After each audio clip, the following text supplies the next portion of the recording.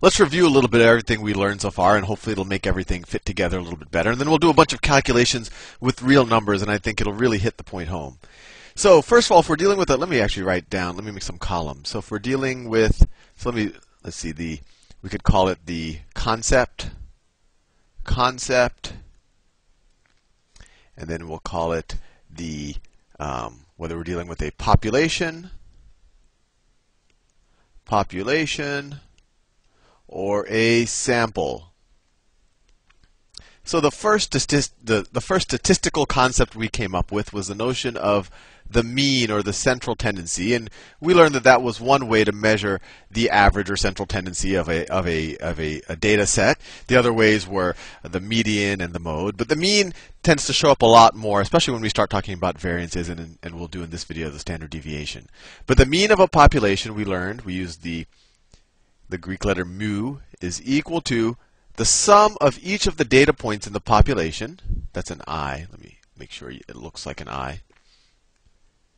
So you're going to sum up each of those data points. You're going to start with the first one, and you're going to go to the nth one. We're assuming that there are n data points in the population, and then you divide by the total number that you have. And this is this is like the average that you're used to taking before you learned any of the statistics stuff. You add up all the data points and you divide by the number there are.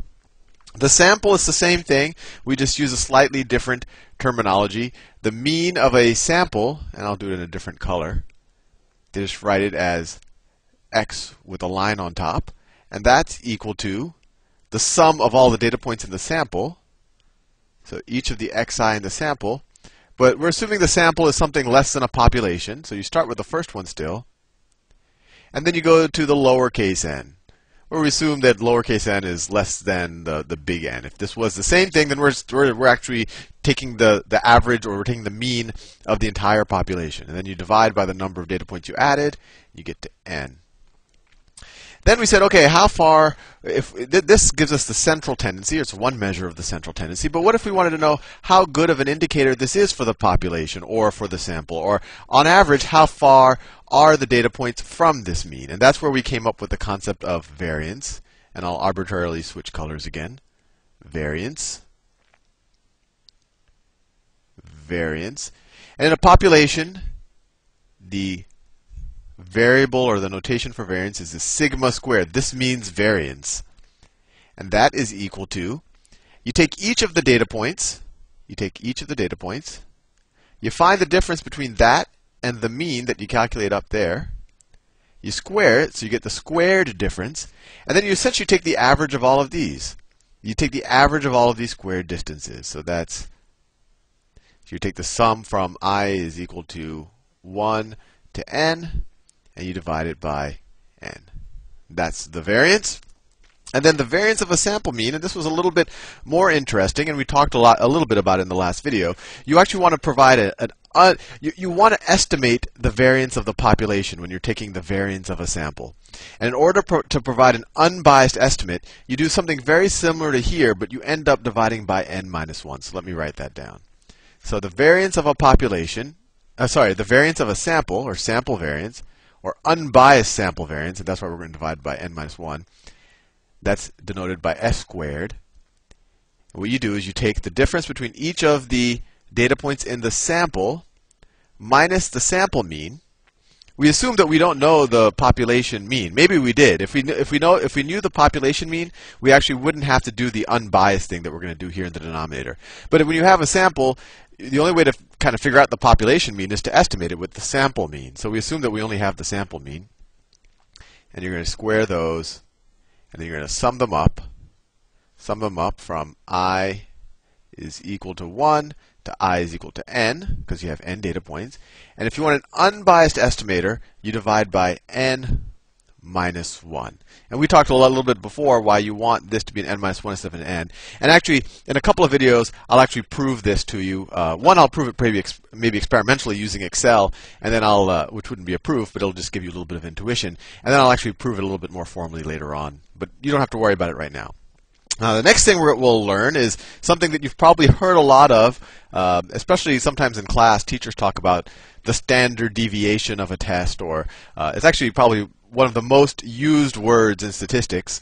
I think a lot of people, unfortunately, maybe use it, or maybe use it without fully appreciating everything that it involves. But the goal is, well, we'll eventually, hopefully, appreciate all that it involves soon. But the standard deviation. And once you know variance, it's actually quite straightforward. It's the square root of the variance. So the standard deviation of a population is written as sigma, which is equal to the square root of the variance. And now I think you understand why a variance is written as sigma squared. And that is equal to just the square root of all that. It's equal to the square root, I'll probably run out of space, of all of that. So, you know, the sum, I won't write at the top and the bottom, that makes it messy, of xi minus mu squared, everything over n. And then if you wanted the standard deviation of a sample, and it actually gets a little bit interesting, because the standard deviation of a sample, which is equal to the square root of the variance of a sample, it actually turns out that this is not an unbiased estimator for this. And I don't want to get too technical for it right now. That this is actually a very good estimate of this. The expected value of this is going to be this, and I'll go into more depth on expected values in the future. But it turns out that this is not quite the same expected value as this. But you don't have to worry about it for now. So why even talk about the standard deviation? Well, one, the units work out a little better. If let's say all of our data points were measured in meters, right? If we were taking a bunch of measurements of length, then the units of the variance would be meter squared, right? Because we're taking, meters minus meters. This would be a meter. Then you're squaring. You're getting meters squared. And that's kind of a strange concept if you say, the average dispersion from the center is in meters squared. So first, when you take the square root of it, you get something that's, again, in meters. So you're kind of saying, oh, well, the standard deviation is x or y meters. And then we'll learn a little bit if you can actually model your data as a bell curve, or if you assume that your data has a distribution of a bell curve, then this tells you some interesting things about where all of the probability of finding someone within one or two standard deviations of the mean. But anyway, I don't want to go too technical right now. Let's just calculate a bunch. Let's calculate. Let's say if I had numbers 1, 2, 3, 8, and 7. And let's say that this is a population. So what would its mean be? So I have 1 plus 2 plus 3. So this 3 plus 3 is 6. 6 plus 8 is 14. 14 plus 7 is 21. So the mean of this population, you sum up all the data points, you get 21 divided by the total number of data points, 1, 2, 3, 4, 5. 21 divided by 5, which is equal to what? 4.2. 4.2, fair enough. Now we want to figure out the variance. And we're assuming that this is the entire population. So the variance of this population is going to be equal to the sum of the squared differences of each of these numbers from 4.2. I'm going to have to get my calculator out. So it's going to be 1 minus 4.2 squared plus 2 minus 4.2 squared plus 3 minus 4.2 squared plus 8 minus 4.2 squared plus 7 minus 4.2 squared. And it's going to be all of that, that looks a little bit funny, divided by the number of data points we have, divided by 5. So let me take the calculator out. All right. Here we go. Actually, maybe I should have used the graphing calculator that I have. Let me see if I can get this thing. If I could get this. Oh. There you go. Yeah, I think the graphing one will be better because I can see everything that I'm writing. Okay, so let me clear this.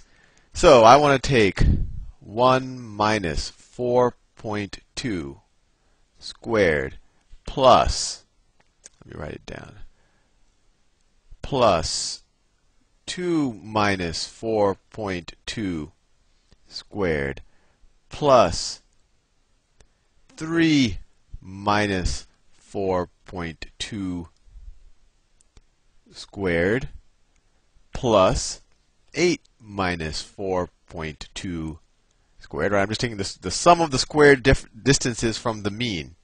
Squared, one more, plus 7 minus 4.2 squared. So that's the sum. The sum is 38.8, so the numerator, so this is going to be equal to 38.8 divided by 5. So this is the sum of the square distances, right? Each of these, just so you can relate it to the formula, each of that is xi minus the mean squared. And so if we take the sum of all of them, right, this numerator is the sum of each of the xi minus the mean squared from I equals 1 to n, and that ended up to be 38.8. And I just calculated it like that. I just took each of the data points minus the mean squared, add them all up, and I got 38.8. And then I want to divide it by n, which is 5. So this n up here is actually also 5. Right? And so 38.8 divided by 5 is 7.76. 7.76. So the variance, let me scroll down a little bit. The variance is equal to 7.76. Now, if this was a sample of a larger distribution, if this was a sample, if the 1, 2, 3, 8, and 7 weren't the population, if it was a sample from a larger population, instead of dividing by 5, we would have divided by 4, and we would have gotten the variance as 38.8 divided by n minus 1, which is divided by 4. So then we would have gotten the variance we would have gotten the sample variance at 9.7 if you divided by n minus 1 instead of n. But anyway, don't worry about that right now. That's just a change of n. But once you have the variance, very easy to figure out the standard deviation. You just take the square root of it. The square root of 7.76, 2.78. 2.7, well, let's say 2.79 is the standard deviation. So this gives us some measure of, on average, how far the numbers are away from the mean, which was 4.2. And it gives it in kind of the units of the original measurement. Anyway, I'm all out of time. I'll see you in the next video. Well, actually, let's figure out, we said if this was a sample, if those numbers were a sample and not the population, then we figured out that the sample variance was 9.7, and so then the sample standard deviation is just going to be the square root of that, the square root of 9.7, which would be 3.1. 3.11. Anyway, hopefully that makes it a little bit more concrete. We've been dealing with these sigma notation variables and all of that so far, so when you actually do it with numbers, you see it's hopefully not that difficult. Anyway, see you in the next video.